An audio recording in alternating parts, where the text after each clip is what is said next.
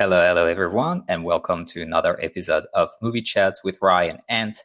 Today, we're going to talk about the 2025 movie Together, starring a real-life couple, Dave Franco and Alison Brie, and directed by Aussie Michael Shanks, directorial There you debut. go. Yeah, good. Aussies are good at horror. Right, I think it's a because trend. We can see that. right, because yeah, because I think the cinematographer who did this worked on NitRam, and one Right. of the practical effects people worked on um, Bring Her Back. So I think some of the movies that we've watched in the past have got kind of connections to this movie, which actually does Yep. make sense considering I didn't know he was Aussie. So there you go. So that Yeah, I makes a lot of googled him. sense. I was very curious. I don't know why, but I his name was very familiar. And I watched The Nun 2, and actually it's a different name, but I got confused. And I thought The Nun 2 was yeah. So the guy that directed The Nun 2 is called Michael Chavs, which is a bit similar, like Right. Michael with a one syllable last name. And I thought it was Yep. such a bad movie and such a bad horror. And I thought, oh my God, is that the same guy? That's why I Googled him, and he's somebody different. And his Aussie guy was like, okay, I'm in for something good. There you go. I think there's an actor named Michael Shanks as well. I think he might have done like Mm. Star Trek or something, Oh, yeah, true. or I think that's what there is. Yeah, I'm very. not a Trekkie, so I couldn't tell you No, directly. I'm a Star Wars person. Yeah, Michael Shanks is a Canadian actor. There you Hmm, go. interesting. All right, but we digress. We've let's get let, it. Let's get into the movie now. We've talked about other let's people. get into the movie.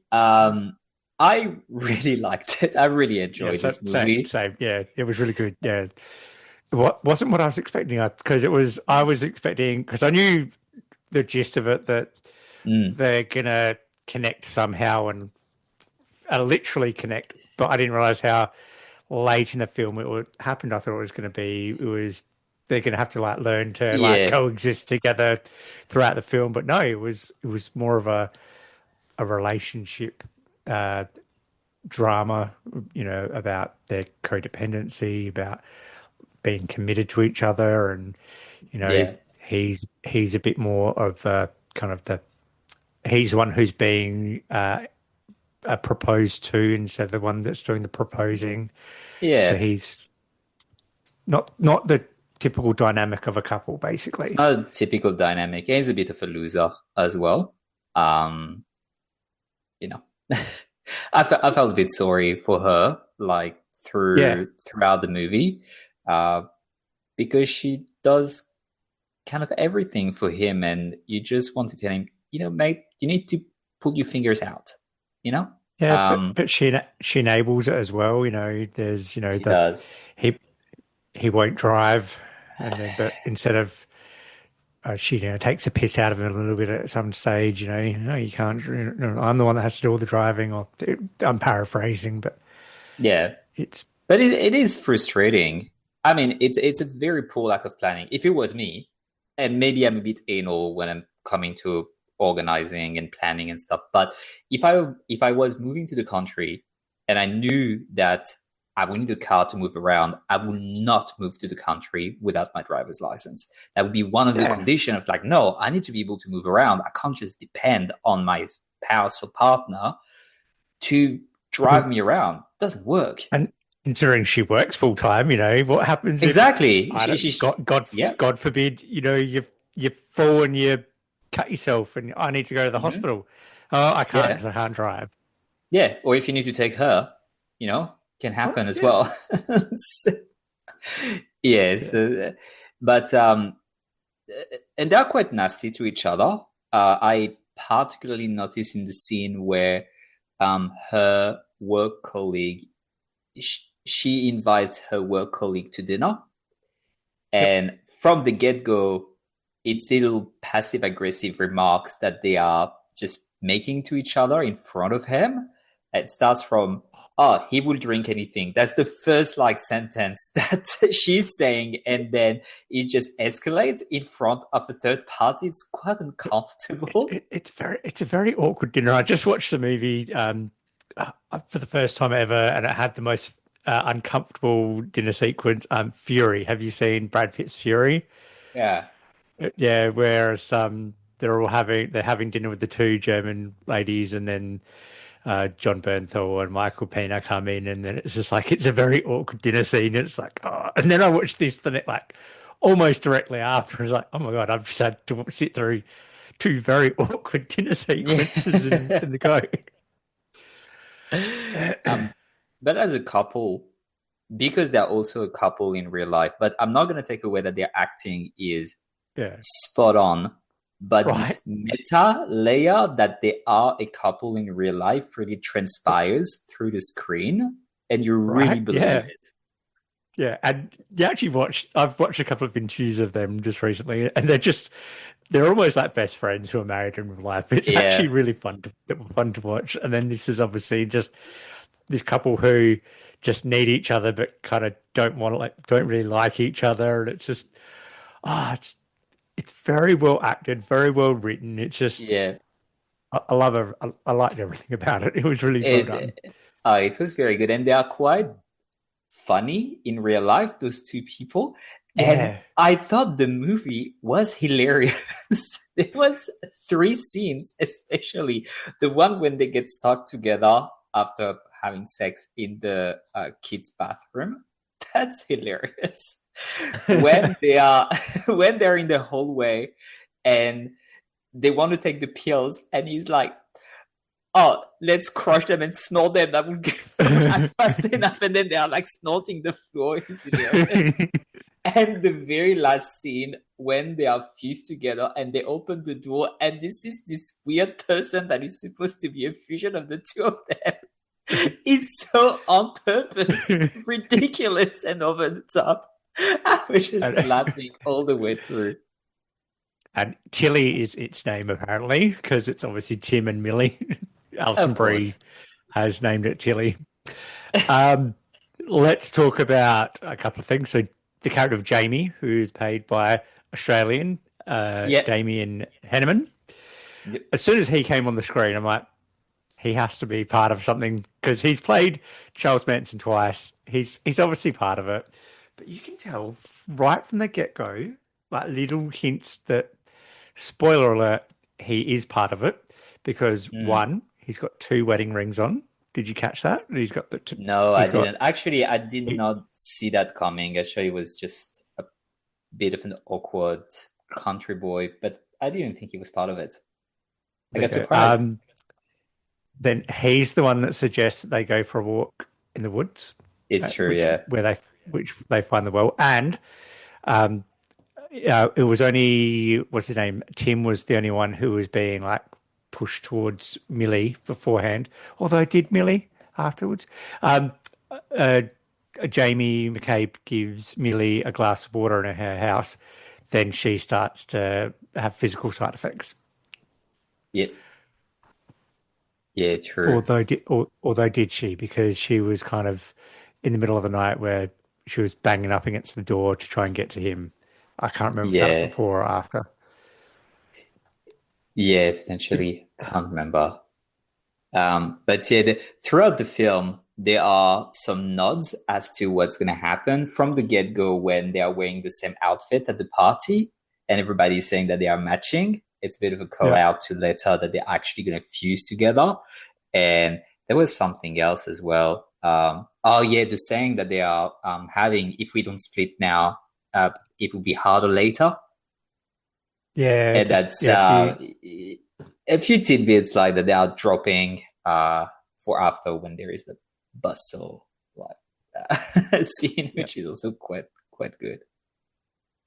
Um, I'd loved some of the camera work in this, Mm. especially there's the moment where he's having the shower and she's off driving somewhere, Oh and yeah, it's got the God's view uh, down to her driving, plus him in the shower, and it's kind of every way she goes, he kind of goes as well. That was like yeah. really well done. Yeah. Some of the practical effects with just the way their bodies contort. Yeah. I love that as well. That was very good. The and it goes with the sound effects as well. That when it squelches and it's very well done. And the practical effects are good when they don't over rely on CGI. The Yep. I was just slightly disappointed the last scene when they do fuse together and we see like going through their backs. That looks like CG and not very good Yep. CG. That took me out of it a little bit. I mean, that's a nitpick, but I was like, ugh. If you made it better, such as the substance, for example, the substance is Yep. so good in how real it looks. This one took me out of it. Took me out of it a bit. Yep. Yeah, that's it. If I can pick on something, I would have liked a little bit more gore. It would have been Mm. because obviously there's a scene where they've been stuck together by the arm and they grab the buzz saw and Yeah, she's the like, all buzzsaw. right, Yeah. here's some whiskey to numb the pain, which is just, I think they gave each other some drugs then as well.